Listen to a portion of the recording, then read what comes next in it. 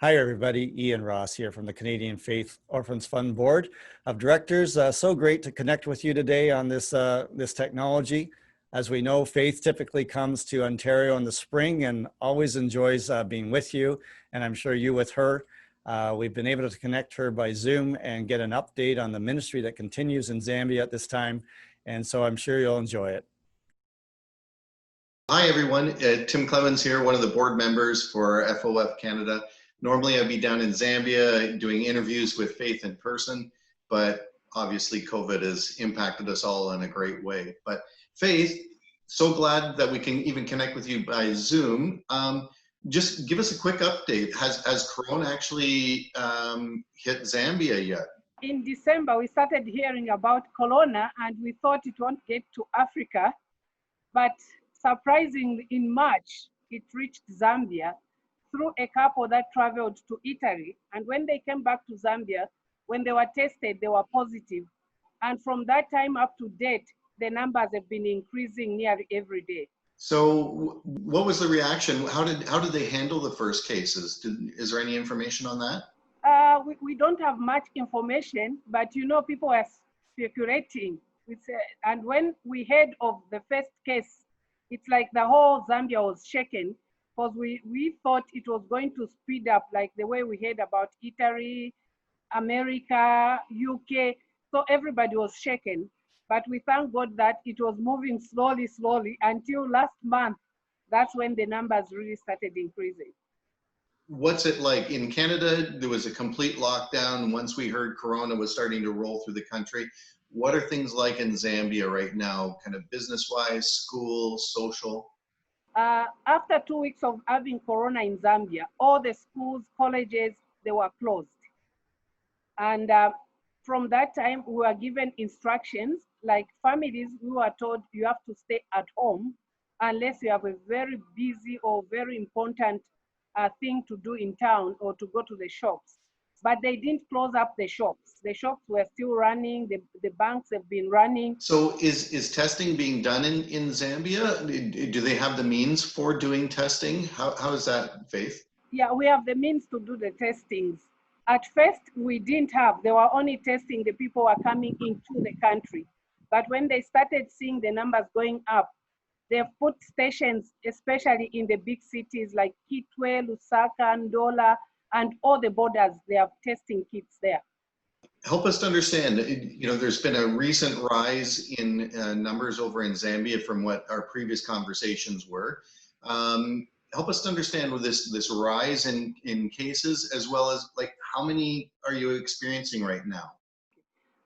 In March, when Corona just started in Zambia, the numbers were not rising as much. There were even some days where we were not even recording any numbers. But last month, that's when we really started experiencing big numbers. The numbers have been increasing, and especially on the border with Tanzania, because Tanzania, they haven't locked up anything, and they have a lot of cases of Corona there. And that's the town where we're having a lot of cases. So what is the communication from the government right now? What are the orders being given? Masks, social distancing. What you have on is a very different look for your Zambian attire. What's going on here?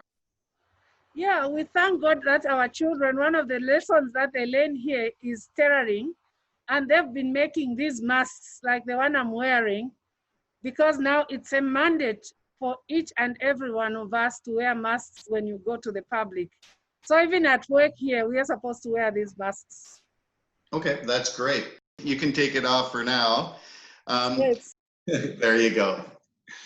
Okay, so tell me, Faith, education has been a very much a focus for us. Is that still a priority for FOF? It will always be our priority. I tell people to say, even if you don't do anything for us, but you send our children to school, I'll be very happy, because we know that education is the answer to all the problems that we have in Zambia. And that's why as Faith Orphanage, we've concentrated in the rural areas. These children in the rural areas, they have no capacity to pay school fees. But as Faith Orphanage Foundation, with your help, people from Canada, you've always continued helping us, and it's quite exciting because these are the children now. Some of them have completed grade 12, they are learning skills. Some of them have completed grade 12 and they are in teachers training college. Some are the agriculture training college.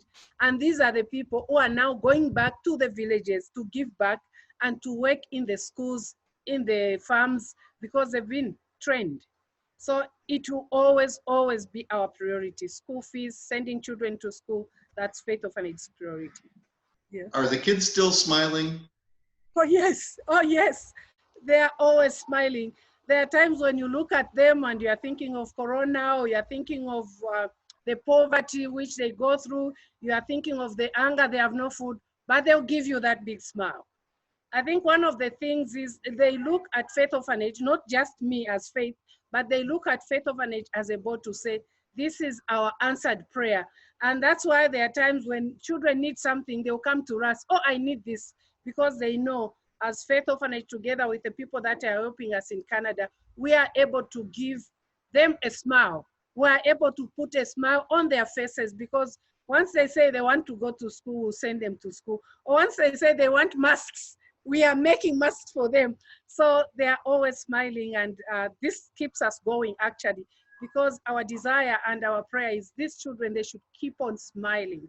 Maybe one last question for me is just, schools are closed. As of this recording, it's May 28th right now. Is there signs of schools reopening, kids getting back to school? What are the general thoughts there? Okay, schools were closed, yes, but as of next week, Monday, the schools are opening. They are starting with the examination classes, which is grade 7, grade 9, and grade 12. And after a week or so, then we expected to open all the classes, because they want to test, they want to find out how they are going to handle this. And all the schools, as I'm talking to you now, they are sanitizing them, they are disinfecting them. All the schools are being disinfected. They are putting desks whereby only one student sits on one desk. And then we hear when all the classes start, when they open up, then they will be putting them in shifts, because we don't have a lot of classrooms in our schools. So the children, instead of them staying the whole day at school, they'll be giving them shifts. Like some classes will work, they'll go to school from morning up to 12, and then other classes will come in, and that's how they plan to do it. You know, maybe what we can do is connect a little bit down the road. You and I get another update so we can understand, and make sure we post this to all the FOS supporters. Oh, okay. We can do that. Because I know everybody's been praying for you hard, and we can give them a bit more update. I know other members want to jump in on this and get some face-to-face time with Faith, so we can kind of share a bit more what's going on. So let's go to that now. Good morning, Faith. How are you today? So it's good to see you. How are you doing? We are all doing very fine. We thank God. Oh, that's great. And are you at the Skills Training Center now? Yes, I'm at the Skills Training Center, and we have resumed at the Skills Training Center. The students are back and everybody's back now. Okay, so how many students do you have there? This year we have 40 students who are learning skills. We have 20 girls and 20 boys. And what are they doing these days? Wow, these days they are quite busy because of Corona. So they are making facial masks. Our target is to make facial masks for all the children that are registered with Faith Orphanage Foundation, plus some of the implementers. So we are making 5,000 facial masks. Wow, that's a lot of masks to make. Are they able to study their various subjects? Yes, actually this week we've dedicated it to making masks, because our students in the centers, they're starting school on Monday. So we thought of working on the masks this week, but next week they resume their usual classes: carpentry, tailoring, bricklaying, agriculture, computer. Yeah, so next week they are back in their classes. Okay. Do they have to try exams, Faith? They'll be trying their exams in December. Okay. And then what do they do after that? After they write their exams, they straight away go for teen missions camp. That's Okay. part of training. And after they come back from teen missions, then they intern with us for 1 year. So they go back to their villages and they work with the implementers in the villages to give back to the Faith Orphanage Foundation. Okay. And then when they finish the year, what happens? What do they There's do? a big graduation. We celebrate their achievement. So we usually have the celebration in January during the implementers seminar. And it's quite exciting because during that time, the implementers, they compete. You know, the implementers from Solwezi, when we mention the name of the child from Solwezi, then they all stand and they celebrate, they dance. So it's quite exciting to see the children graduate and also the implementers because they are very much involved with these children. Oh, that's great. So they're free then to start their own businesses and do their own thing.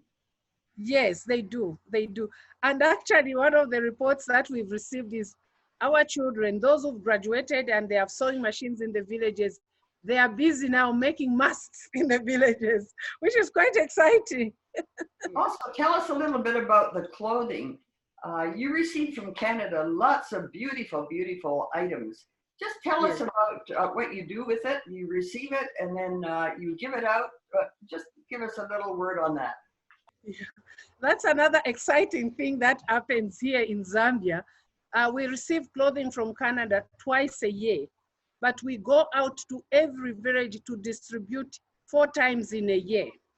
And when we go out there in the village, there are times when we go and we have not carried any clothing. The children, they'll just peep in the can, they know today it's not distribution day.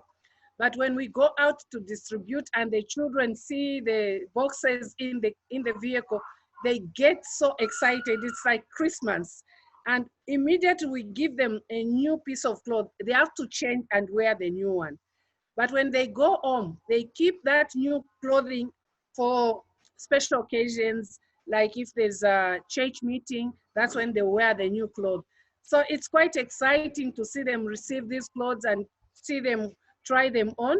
Before you know it, they are well dressed and they are smiling and they are dancing. Because in Zambia, we like dancing and singing. And you see these children rejoicing when they receive this clothing.